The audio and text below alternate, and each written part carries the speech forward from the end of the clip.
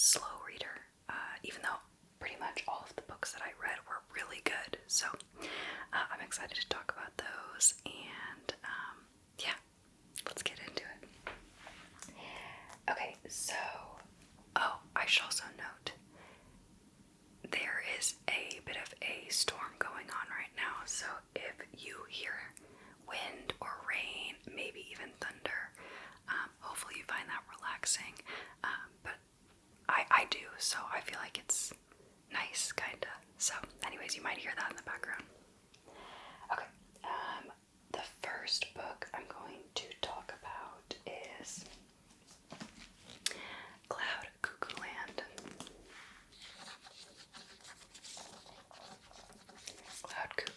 Cloud Cuckoo by Anthony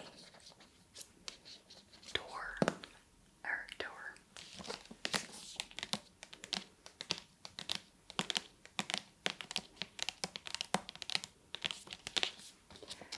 This book blew my mind. It was so good. It reminded me so much of Cloud Atlas, which I actually never read the book. I've just got something going on. I never read the book, but I watched the movie, and it very much reminded me of that. Anthony Doerr is the author of All the Light We Cannot See, which I actually didn't read because the premise didn't sound that interesting to me. But that's like a super popular book, so he's a very talented writer.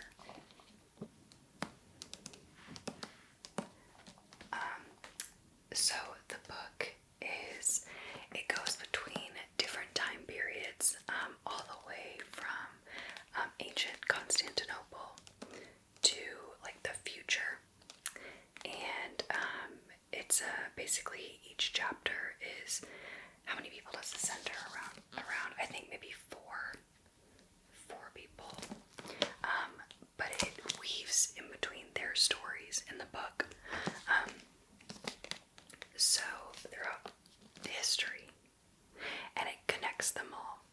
It's kind of hard to explain, but it is just beautiful, and it has mystery, and it has action, and it has a little bit of romance too. But it's just a beautiful story, and it's one of those ones that just kind of sticks with you, and I've found myself thinking about it a lot ever since I read it, and I read it a while ago now. But I just absolutely love this book. Beautiful book. 5 out of 5 for sure.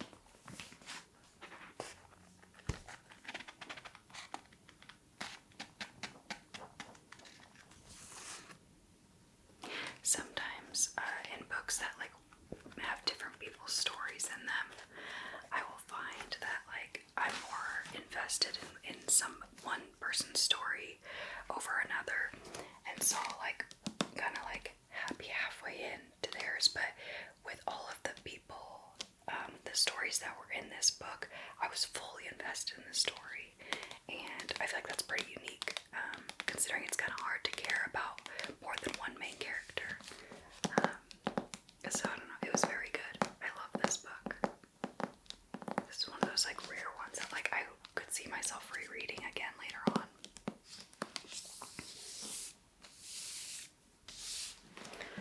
Okay.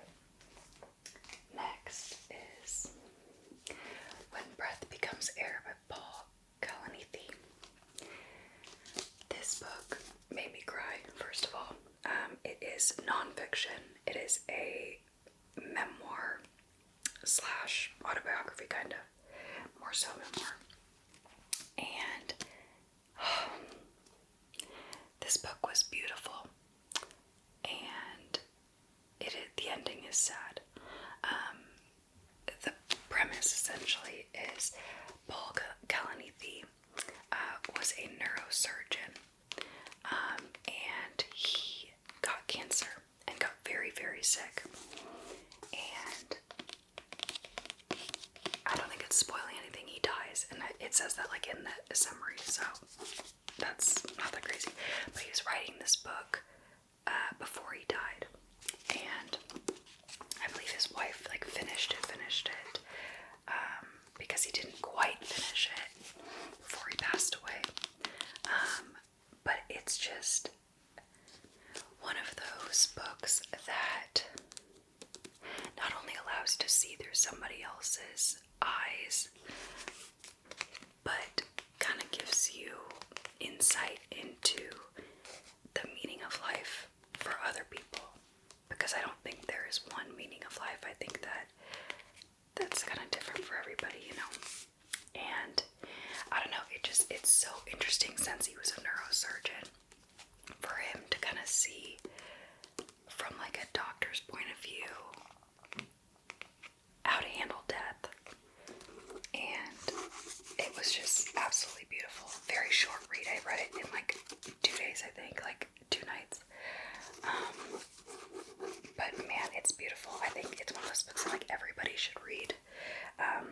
It's not sad in a way that's depressing.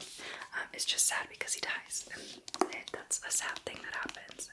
But you know, if this is accurate to who he was as a person, he was a very beautiful soul. So I don't know. This book blew me away. It was a very inspirational book, and I think everybody should read it. So, even if you're not into nonfiction, you should read this book. It's fantastic.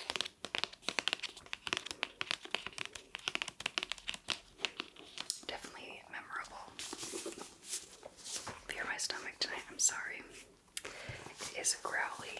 I already ate dinner, but I guess I'm digesting.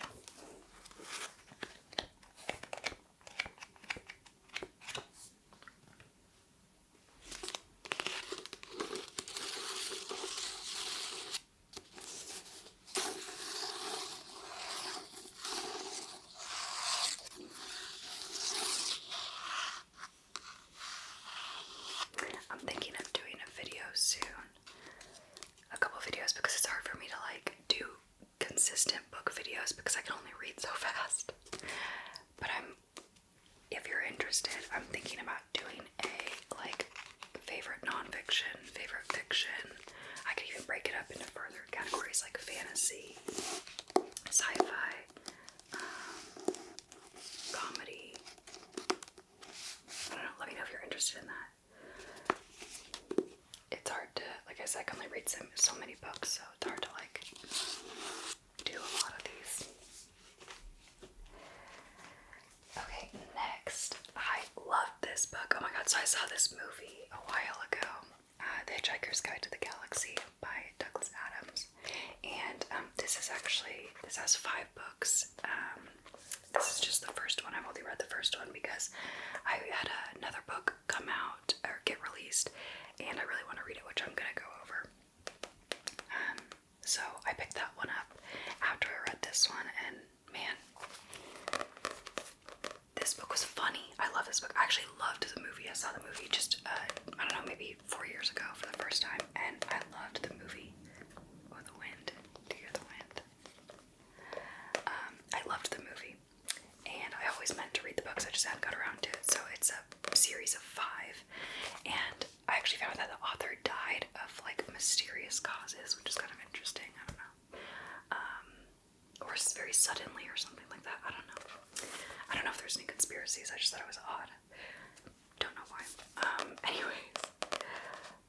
Anyways, there's 5 books in the series, and it's just a great series. It's very funny, sci-fi, and I loved it. It was such a short read too. I read this probably in like 2 days too. It's fairly big font, and it's like, I don't know, 200 pages or so. So, I don't know, it was fun. I really loved it. I thought it was gonna be kind of like dorky, which is not a bad thing, but like, I think there's different types of humor, right? So I don't know if it was like sci-fi, nerdy comedy, but it was fun. Like I actually laughed out loud while reading it, and that's pretty rare for me to like laugh while reading a book. But I loved it. I also love this little cup photo, and I really want to get a tattoo of a teacup. I think that might be my next tattoo. It's a cute teacup, and maybe I'll just copy this one. Be a shout out to Guardians of the Galaxy, also very good. The Hitchhiker's Guide to the Galaxy.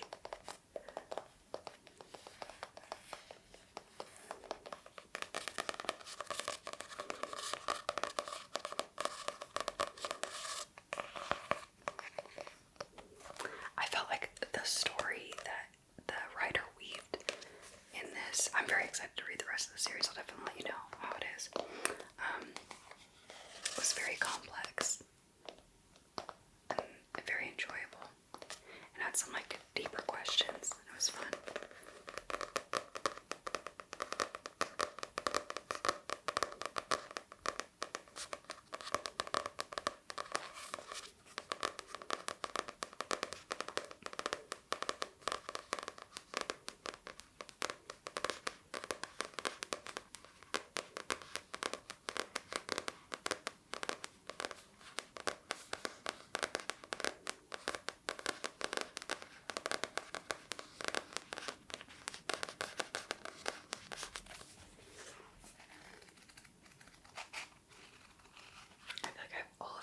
All of the hairs on my face tonight drive me crazy. I do have 4 animals, so it's like not that crazy that I would have a bunch of hairs on my face, but it's still obnoxious. I can never eat anything without finding a dog hair. It's my life. I wouldn't change it for the world, though.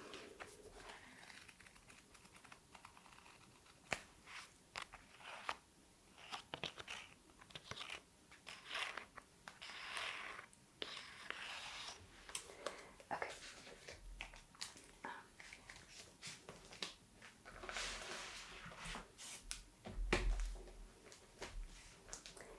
Next is the 5th season by N.K. Jemisin. This is a series, a sci-fi series, and I will say this, okay? A very good writer. This was a objectively good sci-fi book. It just wasn't for me. I felt like it just, I don't know, sometimes things just don't resonate with you, but you can appreciate that they are good. And that was this, so I won't be finishing this series. I just didn't really resonate with the characters or the world. It's like a very dystopian future. It might even be, I don't even know if it's Earth, just really far in the future, or if it is a different planet. It's not entirely clear. But it's like a light Dune. And I say that because it has like a ton of terms in it that you just kind of have to like figure out through context, even though there is a glossary at the end of this one too, like there is in Dune. I did not finish Dune. I'm pretty sure I've talked about that before. I tried to read it recently after I saw the movie. I could not do it. It was way too like complex, and I have an appreciation for that. It's just not for me. I need to be like entertained and not like trying to decipher what you're talking about. It's like reading a different language. Dune is just so complex. So this is like a light version of Dune. So if you liked Dune, you'll probably love this. It's just not necessarily for me. But it's about a future dystopian world, and I think it is Earth, honestly. Oh, the series is called The Broken Earth 1. Okay, anyway. And it's good. I think I rated it like I can't remember, maybe a 3 out of 5. Like I said, objectively it's good. One of like a very top quality sci-fi book. It just personally wasn't for me. So if you read this and liked it, let me know. I wanted to continue it. I don't know, couldn't do it. So I'm bummed though.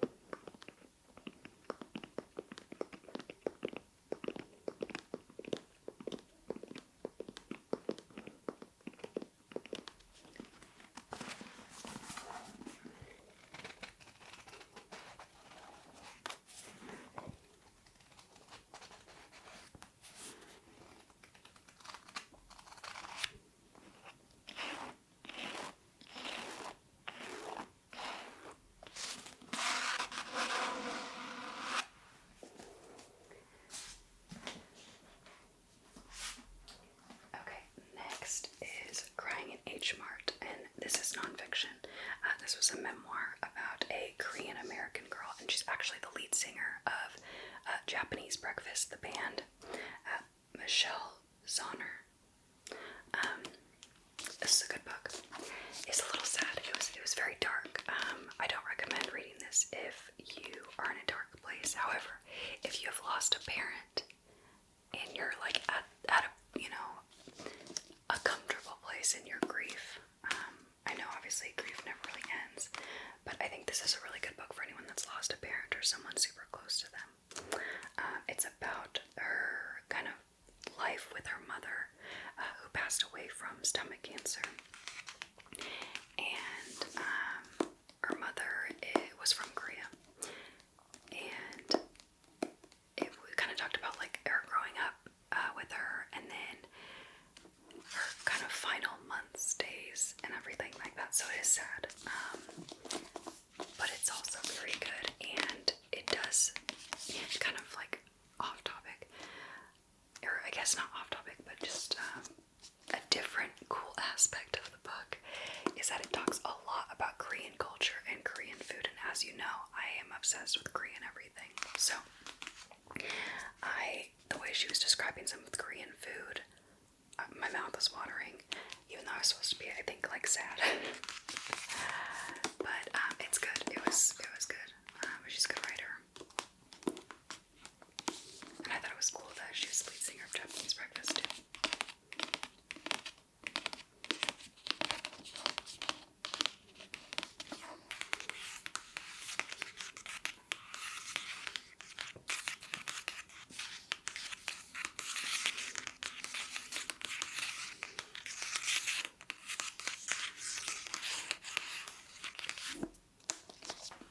I've been making a ton of Korean recipes lately.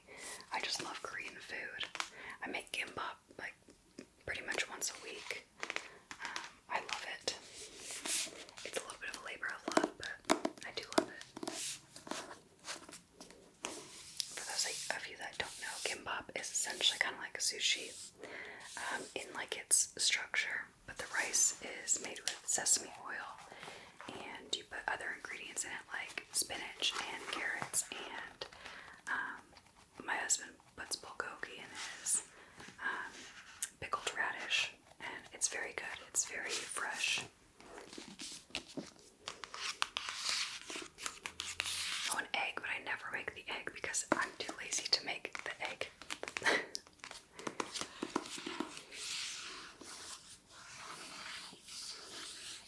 It's good though. I also eat a ton of kimchi. I love kimchi. And I hate grocery shopping, but I love going to the Korean grocery store. There's so many fun things to try there. Hence my recent Korean drinks video.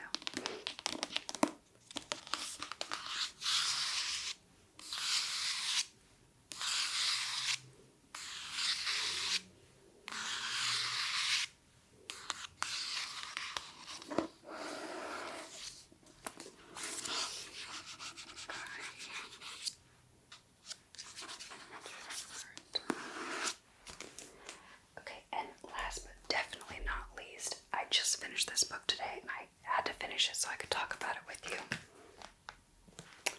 So if you recall, one of my favorite books from last year was, well, not only favorite authors from last year, actually I should say, Sarah J. Maas. If you don't know her, I'm shocked because I feel like everybody knows her. She has many fantasy series, and this is one. This is the second book in the Crescent City series. This one is called House of Sky and Breath, and it just came out a couple weeks ago, and this was the book that after I finished The Hitchhiker's Guide to the Galaxy, I got this in the mail because I pre-ordered it, and I was like, okay, I have to read this one immediately because I've been waiting for this book for like a year. So I've talked about Crescent City before. Great book, 5 out of 5. It is an adult fantasy novel, very spicy, and it is so good. In case you haven't seen the other videos I've talked about, it's essentially a series about a very future version of, it's probably Earth, but you know, they never really say. They call it Midgard, where there are fae, wolves, shifters, demons, living in this world, and it's like a very future world, basically. They have like cell phones and stuff. So it's very good. Like I said, it is adult, 18 plus, but it's very, very good. And so I started this book, and it'd been a while since I'd read her other series, which is my other favorite series of hers, and the only other one I've read of hers, A Court of Thorn and Roses, which is great. I've talked about that before. Fantastic series. It'd been a while since I had read a book like this that was like leaned into young adult elements. And so the first 100 pages or so, I was kind of like, oh, this is kind of corny, kind of cheesy. I have never been more, or should I say wrong? I don't know, but the last 100 pages of this book, oh my god, so good. The last line of this book, for those of you, I can't spoil anything. This book's wild though. I will say with the last line of the book, my jaw dropped and I shrieked. That never happens. I'm never shocked. Oh my god, if you've read it and you know, comment something down below that's not a spoiler, because I want to know. I need to like freak out about something or somebody that's read it. But oh my god, crazy, so super good. I highly recommend you read anything by Sarah J. Maas. She's amazing. If you like fantasy but you want to do more adult and less young adult, she's very good at doing that.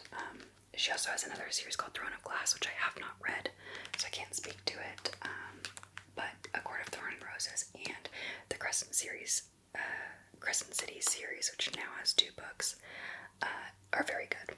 So I'm very excited for book 3, but I'm a little nervous because it's probably not going to come out for like a while, because I had to wait a while for this one.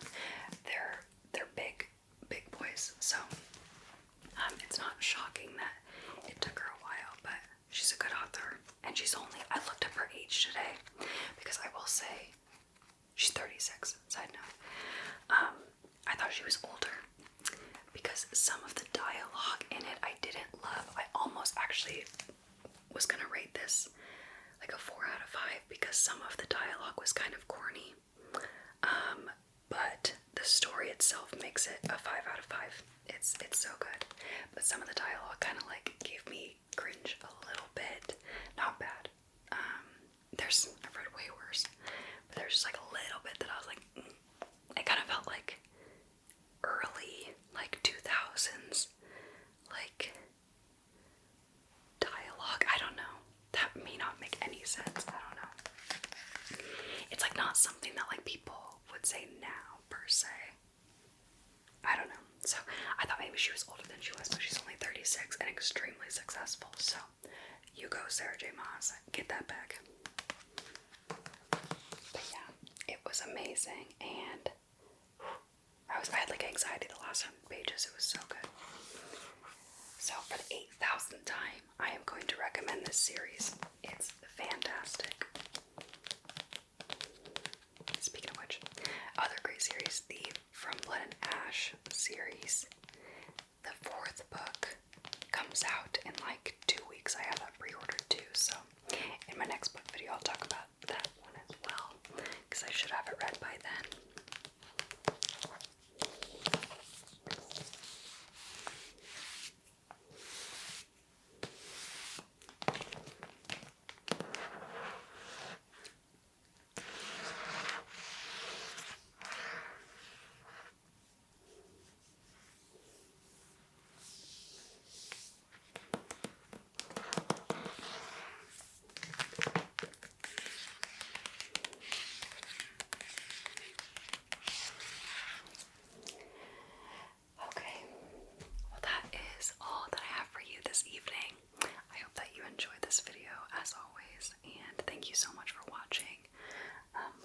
As always, if you've read any of the books that I talked about, or if you want to read them now that I talked about them.